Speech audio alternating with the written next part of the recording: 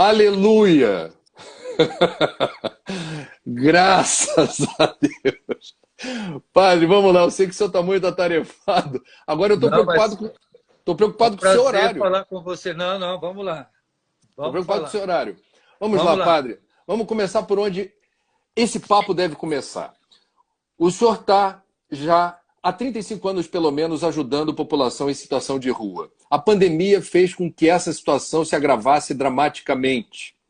Eu queria saber quais são os dados consolidados que o senhor dispõe sobre quem hoje em São Paulo, quantas pessoas estão em situação de rua e quem é essa população em situação de rua. Tem um perfil?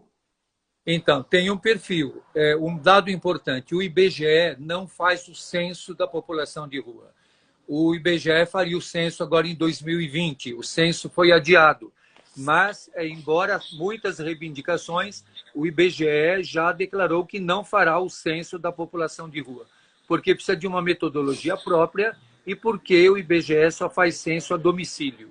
São Paulo tem um censo da população de rua com uma metodologia própria, e nós temos dados de levantamento do IPEA. O IPEA considera que hoje temos 220 mil pessoas nas ruas, nas cidades do Brasil.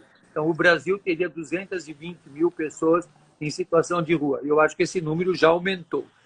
O censo de São Paulo aponta, que foi feito em final de 2018 para 2019, foi publicado em 2019, aponta 25 mil pessoas em situação de rua na cidade de São Paulo. Do penúltimo para o último, um aumento de mais de 50%. Mas, mesmo assim, nós sabemos que esse dado está aquém da realidade. Nós consideramos hoje que São Paulo teria de 30 a 32 mil pessoas vivendo pelas ruas da cidade. O Rio de Janeiro chega a ter 17 mil, o que proporcionalmente é um número assustador. E esse número aumenta em todas as capitais, em todas as grandes cidades. Então, para pegar um dado, aqui próximo da paróquia está o Espaço de Convivência São Martinho de Lima, que é de uma entidade social em convênio com a prefeitura. Nós que iniciamos esse trabalho voluntariamente e depois ele se complexificou e hoje é um convênio com a prefeitura. Antes da pandemia, passavam por lá 4 mil pessoas a primeira vez em um mês. Durante a pandemia, passam pela primeira vez no mês 8 mil. Então, Nossa. nós percebemos que o número de mulheres na rua aumenta, de mulheres com crianças, de grupos familiares. Então, a rua é bastante heterogênea. Esse perfil ainda é majoritariamente masculino, aumenta o número de jovens, aumenta o número de idosos, mas agora aumenta mais o número de pessoas, eu não gosto muito do termo, mas para que a gente entender, economicamente ativas. Isto é, pessoas que ou estão procurando emprego ou já estão desalentados. Muitos são doentes, já não procuram mais. Mas há o desalento e eles trabalham muito nas questões informais. Por exemplo, André, uma questão que me chama muita atenção, em São Paulo, que vemos muito problema por isso, é a população de rua que monta a estrutura dura do Lollapalooza, que monta a estrutura dura da virada cultural de São Paulo. Então, essa estrutura dura, quem carrega, quem descarrega, é a população de rua. Pois tem os recicladores, o pessoal que faz o trabalho reciclado. E tem pessoas com sofrimento mental, com uma diversidade de questões. Então, é uma população, para concluir isso que você perguntou, que, dentro do pensamento do Papa Francisco, são os descartados, são os indesejáveis, são aqueles que ninguém quer chegar perto, que não convive, que não percebe. Às vezes eu pergunto para o morador de rua, você está bem? Às vezes, dependendo da pessoa, você está triste? O que foi que te aconteceu? Eles até assustam. Agora pela manhã, estava até agora há pouco no centro comunitário, e nós entregamos hoje passaram mais de 500 pessoas, entre homens, mulheres e crianças. E nós entregamos hoje para os homens uma cueca nova. Então eles ficaram muito espantados de ter uma cueca nova. E eu conheci as várias, em cada dedo eu pendurava uma, de diversos tamanhos e cores. Eles ficam perplexos que podem escolher. Porque normalmente eles recebem uma cueca usada. E as mulheres podiam pegar, escolher 2 calcinhas. Então é uma coisa tão simples, tão corriqueira. Então, eu ouço dos irmãos de rua me pedindo um creme dental, uma escova de dente. Então a gente pensa que a vida deles é feita de alguma outra coisa. Eles têm as mesmas necessidades que nós temos. Eles também querem escovar os dentes, mas não tem escova. Eles querem tomar banho e não tem um sabonete. Eles querem pôr uma cueca limpa e não tem. Eu até ouvi um que pegou a cueca e disse para mim, que bom, padre, faz 1 mês que eu estou com a mesma. Eita. E Padre, nem usam mais. são problemas complexos, são situações distintas, como o senhor bem descreveu, e numa ordem de grandeza gigantesca. Descreva, por favor, para nós, que ainda não tem familiaridade com a sua rotina, o que é esse trabalho que o senhor desenvolve, ajudando a população de rua. O que o senhor faz exatamente e de que jeito? Eu procuro, André, conviver.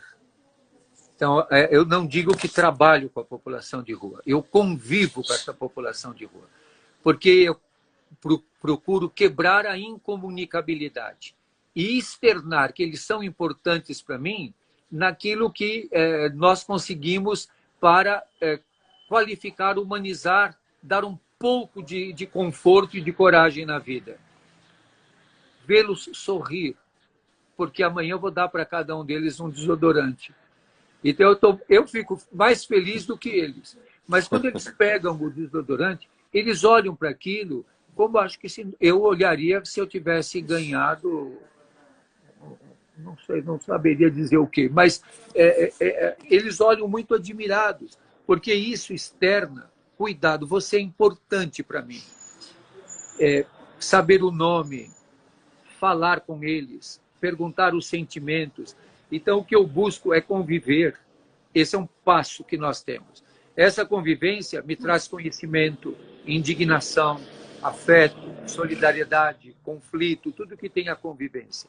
Para que eu possa, através disso, estabelecer canais de comunicação com o poder legislativo, com o poder executivo, com o judiciário, tentando que eles percebam quem são essas pessoas e que eles são pessoas, não são coisas. Me incomoda muito quando eu ouço as autoridades dizendo tem vaga. Eu digo, mas eles não são carros. Vaga é para o carro. Vaga é de estacionamento. O que as pessoas precisam ter é lugar. E não lugar que tire autonomia.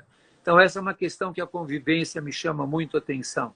Eles precisam ter autonomia. Nós não podemos tutelar a população de rua como se eles fossem completamente incapazes. Eles são também criativos. Eu gosto muito do filme O Alto da Compadecida. Eu acho que eu já assisti aquele filme umas 1000 vezes, e se eu assistir outras 1000, eu vou me emocionar. Me toca demais a Compadecida. A Fernanda Montenegro, que faz o papel da Compadecida, realmente é uma figura exponencial. Né? E um Jesus negro. Negro. E ela diz, a malandragem é a arma do pobre. Então, eles têm que ter ginga para sobreviver. Eles têm que ter manejo. Eles têm... O maior trabalho quem dá somos nós para eles. Porque eles têm que ficar descobrindo o que é que a gente quer ouvir. Eles têm que ficar descobrindo o que é que nos agrada. Eles têm que ficar descobrindo como é que eles vão conseguir alguma coisa. Que história que eles vão me contar. Então, isso desumaniza. E quando a gente fica desumanizado, a gente vai perdendo os padrões éticos, vai perdendo... É o que a gente vê a classe política. Eu tenho dito muito, André, e você sabe bem disso.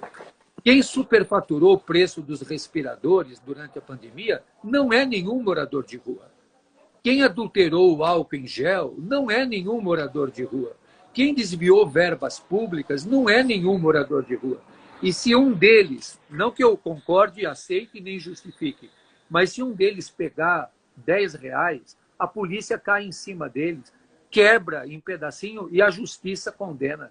Então, nós somos uma sociedade que tem uma hipocrisia muito violenta e eles percebem tudo isso em nós. E uma coisa que é fundamental, você só convive com quem você quer bem. Se eu não quero bem a eles, não adianta, eu não consigo nada. Eles já me viram com eles enfrentando polícia, enfrentando rapa, enfrentando bomba de gás, tropa de choque, porque essas pessoas são indefesas. Eles são tratados com crueldade, com negligência, são invisibilizados. Então, o primeiro passo político é o afeto. O primeiro passo da política econômica o segundo é a partilha, é a capacidade de olhar para eles e perceber. Outro dia eu falei para um grupo, estava conversando com um grupo, eu disse para eles assim: quem tem boca tem direito de comer. E um falou assim para mim: só de comer? Eu falei: não, de beijar também. Mas eles têm as mesmas necessidades que todos. Eles também querem ter carinho, eles também precisam de afeto. E a minha senha de convivência com esses irmãos é o olhar. Ser capaz de olhar nos olhos deles e ler o que lá está escrito. Padre, o senhor se transformou numa autoridade em relação a todo o universo dessa população desassistida, que configura talvez o nível mais dramático da exclusão social.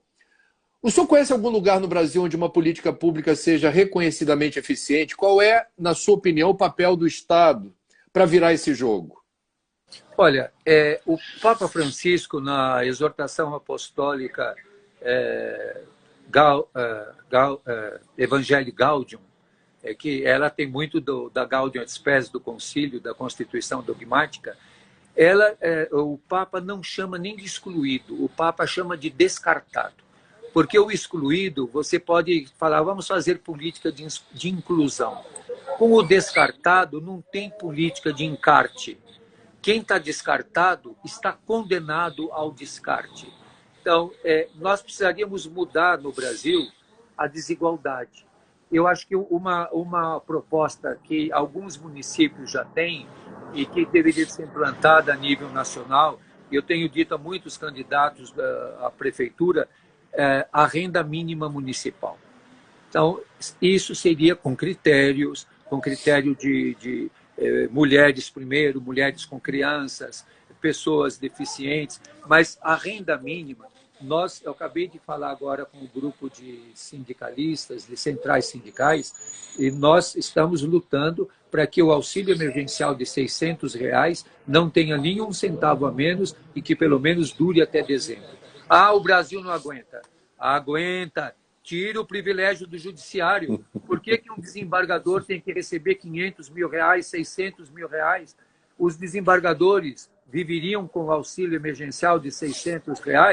Por que os políticos têm que ter tanto privilégio? Por que o Senado custa tão caro? Então, Santo Tomás de Aquino, que é muito invocado pelos conservadores, Santo Tomás de Aquino, que é o doutor angélico, o que deu origem à escolástica e ao tomismo, que os conservadores gostam muito de invocar, e eu gosto muito também de Santo Tomás de Aquino. São Tomás de Aquino diz: no tempo de penúria, todos os bens se tornam comuns. Num tempo de penúria, sim. Todos os bens se tornam comuns. Então, nós temos que, nesse momento, e é uma coisa muito difícil, abrir mão de privilégios, mas nós teríamos que ter a grandeza humana de abrir mão de privilégios.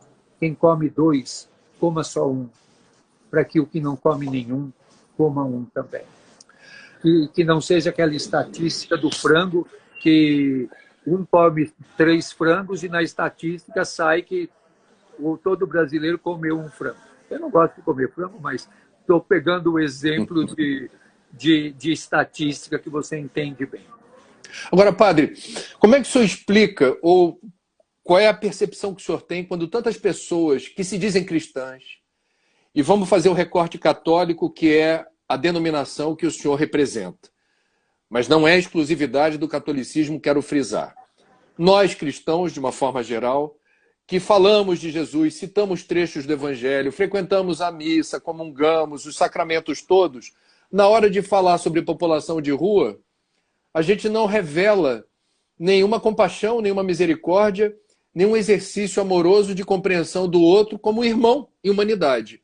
Há relativamente pouco tempo, um vídeo viralizou nas redes mostrando, e eu não vou citar a autoria, mas duas pessoas de posse, cristãs, reportando a situação da população de rua como se fosse opcional, como se elas estivessem na rua porque escolheram estar na rua e que na rua estavam prejudicando a cidade. Então era um apelo que foi dirigido à população de rua para não ficar na rua. A população de rua ou em situação de rua teria essa opção? Estão na rua porque querem? O que diz a sua experiência, padre? Olha, não é uma escolha. Se você disser para qualquer morador de rua, você quer ter um lugar para morar, quer ter uma casinha, quer ter o teu quarto, ele vai querer. Nós não queremos que os moradores de rua precisem ter coberturas, mas eles precisam ter uma porta para abrir, um lugar para deitar, uma mesa para ter o seu alimento. Eles me pedem muito um fogãozinho para fazer a comida. Isso é viável, isso não é impossível. Você veja, na pandemia pelo mundo todo, até Londres abriu a rede hoteleira, e a rede hoteleira até de 5 estrelas. São Paulo, nós pedimos que a rede hoteleira viabilizasse leitos para a população de rua. 120 dias depois da pandemia, a prefeitura conseguiu 50, depois 100, 150, deve estar em 200. O Ministério Público recomendou 8.000 leitos na rede hoteleira. A rede hoteleira de São Paulo preferiu ficar fechada a abrir espaço para que essas pessoas fossem socorridas. Mulheres, crianças. Nós temos que garantir o isolamento social ainda. Nós não sabemos ainda se teremos um rebote ou não, mas nós precisamos trabalhar para que, na emergência sanitária ou não, as pessoas têm condições de vida. Eu vejo alguns que têm barraquinho, eles fazem um jardinzinho em volta, põem um tapetinho, põem um vasinho, aí vem o Rapa, vem a GCM, vem a PM, chuta tudo, arrebenta tudo, arranca tudo. O que você sabe disso, a força motriz hoje no Brasil é a especulação imobiliária. E nas cidades, como há a especulação da terra, há a questão da especulação imobiliária.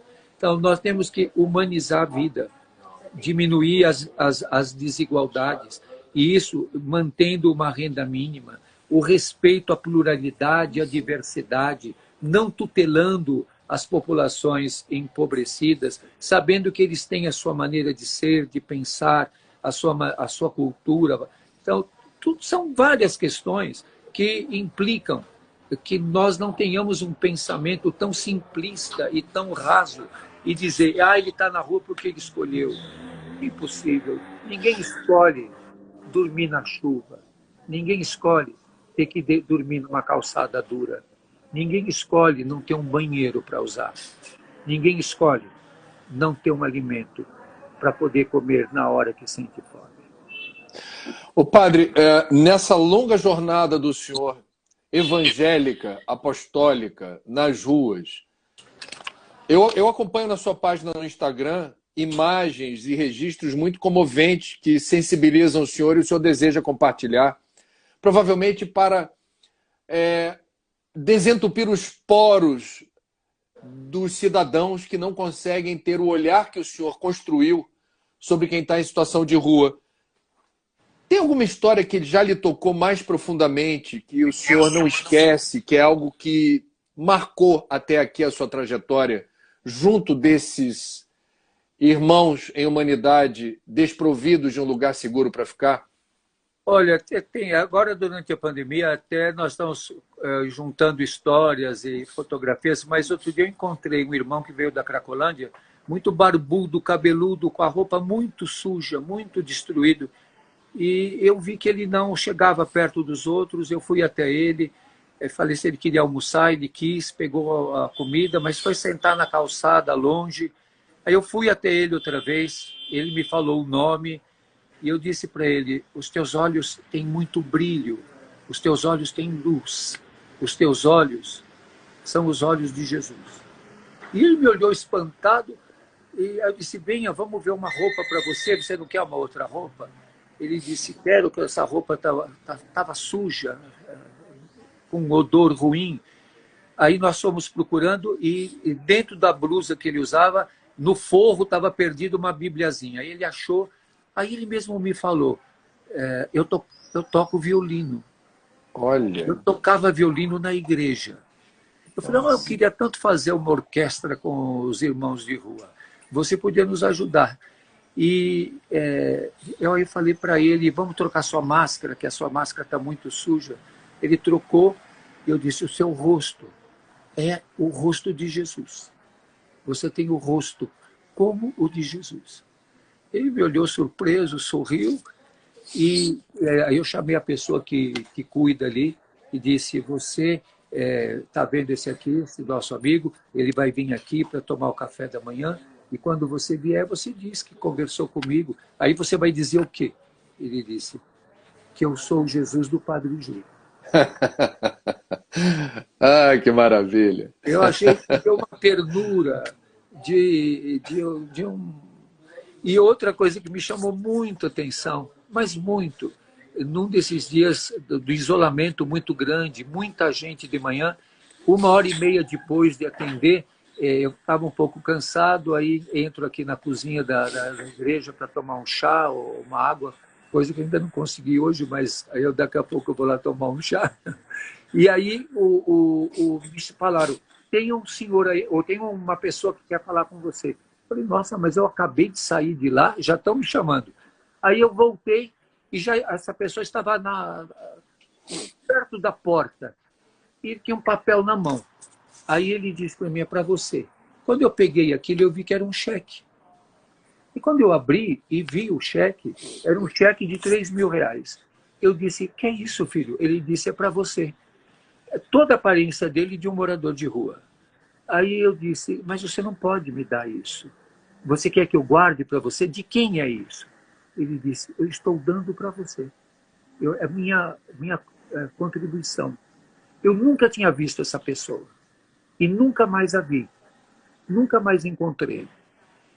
Eu fiquei com esse cheque no meu bolso mais de uma semana, pensando: será que é perdido? Será que foi extraviado? Será que é falsificado? Será que é roubado? E mais eu olhava para aquele cheque, mais intrigado eu ficava. Por fim, eu depositei. E foi compensado. Eu nunca mais vi essa pessoa. Nunca tinha visto. E nunca mais eu vi. Também um outro catador, num desses dias, parou na cerca aqui na entrada da igreja e me chamou. Esse eu conheço, eu sei que ele é reciclador, ele deve ter conseguido receber o auxílio emergencial. Ele me deu uma nota de R$50 e disse: é para você. Eu falei: você quer que guarde para você? Ele falou: não, eu estou dando para você. Eu falei: não, você não pode dar isso para mim. Ele falou: eu estou dando, eu não tenho ninguém, eu quero dar para você. Olha, que lindo. Então, são coisas assim da humanidade dessas pessoas. Você sabe, André, eles me perguntavam e me perguntam: você está bem? Você está cansado? Senta, descansa um pouco. Hoje eu estou percebendo que você está cansado. De quem eu ouço isso? Não é dos outros padres. Não é eu ouço disso dos moradores de rua. Eles falam isso para mim. Eles me acompanham, param o trânsito para eu atravessar a rua. Então, quem também durante a pandemia, uma senhora com 3 filhos, ela veio aqui um dia sem os filhos e ela queria alguma coisa que não conseguia, ela brigou, xingou, berrou, foi embora gritando. Num outro dia que estava chovendo, muito frio, ela voltou e parou na cerca outra vez e me chamou. Eu falei: diga, filho. Ela disse: padre, eu te suplico, arranja uma barraca para mim. Eu falei: você já me xingou tanto. Ela falou: esquece, padre. Eu te suplico, arranja uma barraca para mim. Eu não dormi essa noite. Eu fiquei cuidando do meu filho, minhas duas filhas para que eles dormissem. Nós ficamos na chuva a noite inteira. Eu falei para ela, entra aqui. Aí ela sentou ali no banquinho, que tem perto do portão, e eu disse para ela, eu não vou te dar uma barraca, filha. Ela olhou espantada para mim, ela tinha suplicado tanto e eu não ia dar barraca para ela. Eu disse para ela, você vai para o hotel hoje, você e teus 3 filhos. Nossa. Ela disse, padre, eu não acredito, o senhor vai me levar para o hotel? Eu falei assim, você vai. Não, não vou te levar não. Já tem gente aqui que vai levar você. E ela está no hotel até agora. E ela fala para mim, padre, eu preciso agora arranjar um emprego, você já está fazendo muito por mim, vamos achar um caminho. Então, são muitas histórias. Agora mesmo eu estava com o Gael, que é o nenenzinho que fez 1 mês, que também chegou aqui, que eu digo que ele é o menino Jesus. Ele nasceu com a linguinha presa, não conseguia mamar. Nós conseguimos a bombinha, a mãe estava tirando o leite e dando, mas através do Instagram, uma fonoaudióloga entrou em contato comigo, conseguiu uma cirurgiã aqui de São Paulo que faz esse corte na língua presa, levou, os consultórios de rua acompanharam. O consultório de rua é uma política pública que dá certo, e ele fez a cirurgia, veio hoje me visitar e já está mamando diretamente no peito da mãe, está com a Graças a Deus. arrumado.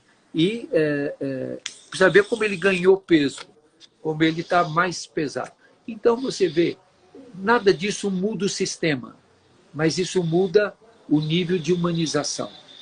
E isso aponta de que você tem que atender aqui, olhando ali, olhando para o horizonte de um Brasil mais justo, mais solidário, mais fraterno, onde a biodiversidade seja respeitada e a diversidade humana também, que o Pantanal não seja queimado e a Amazônia seja preservada, que os povos indígenas vivam e que os quilombolas toquem os seus atabaques, que todas as culturas e todos os grupos, e que a solidariedade não é uma dimensão religiosa, a solidariedade é uma dimensão humana, porque os ateus também são muito solidários. Muito bem. Privatizando dimensões humanas como virtudes. Não são virtudes, são dimensões humanas. Acho que o que Jesus trouxe para nós, e aquela questão que você colocou, Jesus não veio trazer uma religião. Jesus veio propor que nós humanizemos a vida.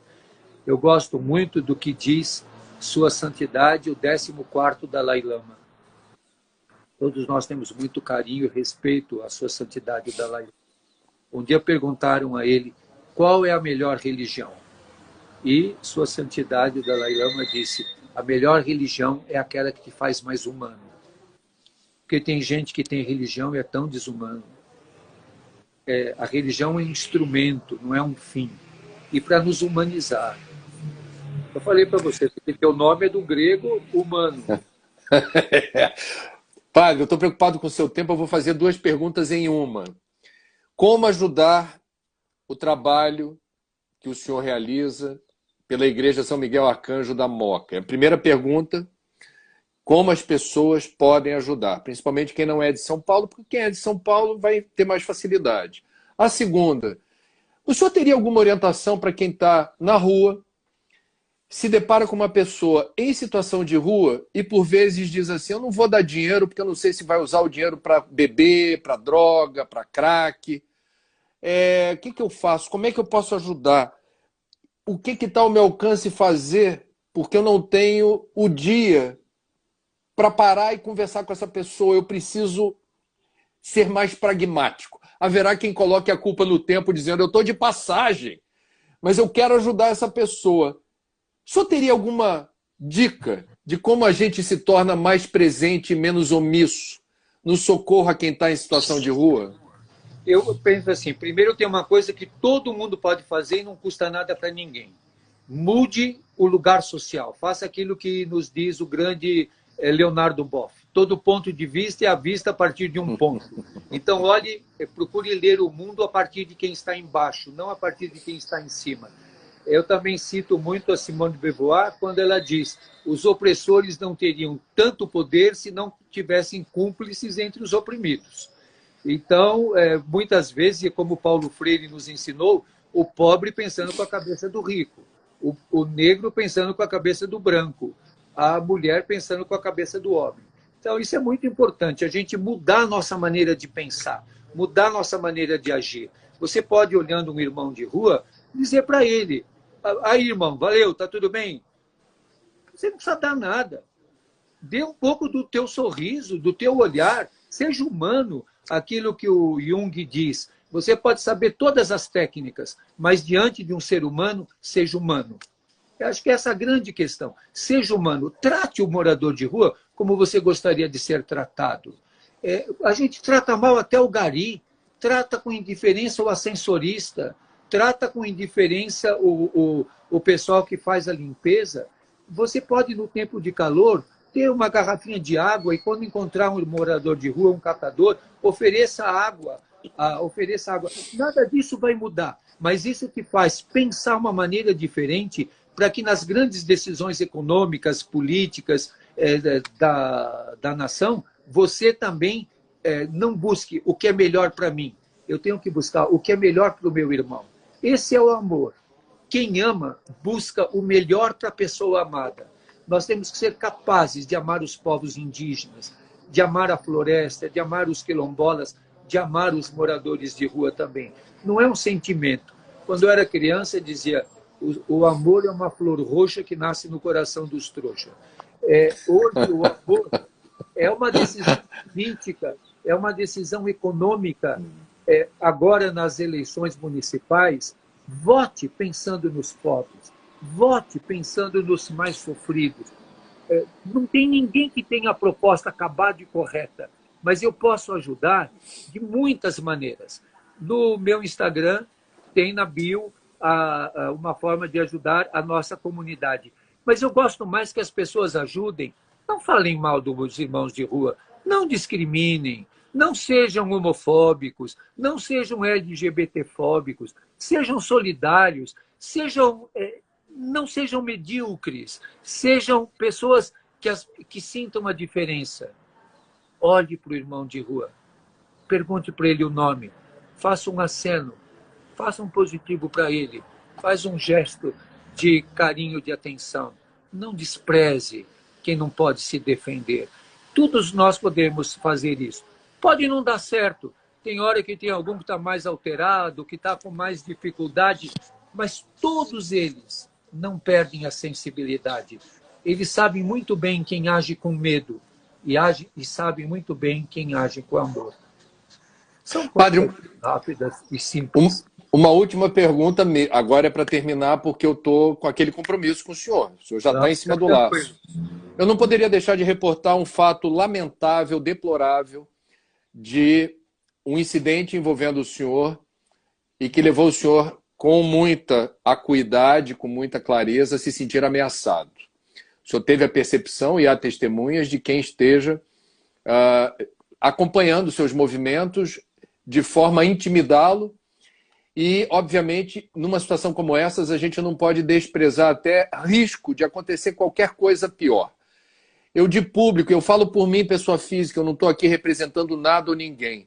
Uma das razões dessa live era de público, hipotecar total apoio e repúdio a qualquer ato, por menor que seja, que vá na contramão do entendimento, da ordem de grandeza e da importância do trabalho que o senhor desenvolve. Eu preciso perguntar, eu sei que o senhor realiza o seu trabalho focado naquilo que importa fazer e que o senhor vem fazendo há tanto tempo. Mas há algo que o senhor gostaria de dizer em função dessas ameaças? Por que isso está acontecendo e o que as pessoas que lhe ajudam, lhe dão suporte, admiram o seu trabalho podem fazer? Acho que nós temos que desmontar a máquina do ódio. Temos que desmontar essa cultura do ódio. Desmontar essa cultura que liberou o ódio. Nós temos que viver numa sociedade pluralista, as pessoas pensam de maneiras diferentes. A democracia exige o respeito mútuo às diferenças. Eu até convido essas pessoas, você sabe, André, já na minha vida, 4 pessoas, depois de muitos anos, vieram me dizer: eu ia matar você.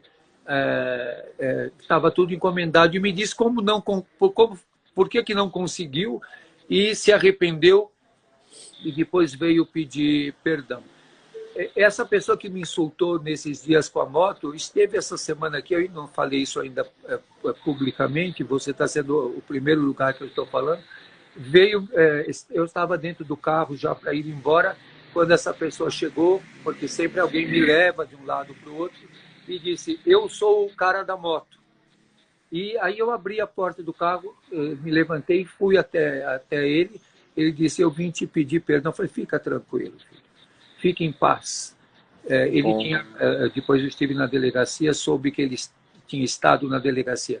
Mas ele não falou na delegacia o insulto que ele me fez. Ele disse que não sabia que era eu. Mas sabia sim, e falou padre. Mas, enfim, eu não quero nutrir ódio por ninguém.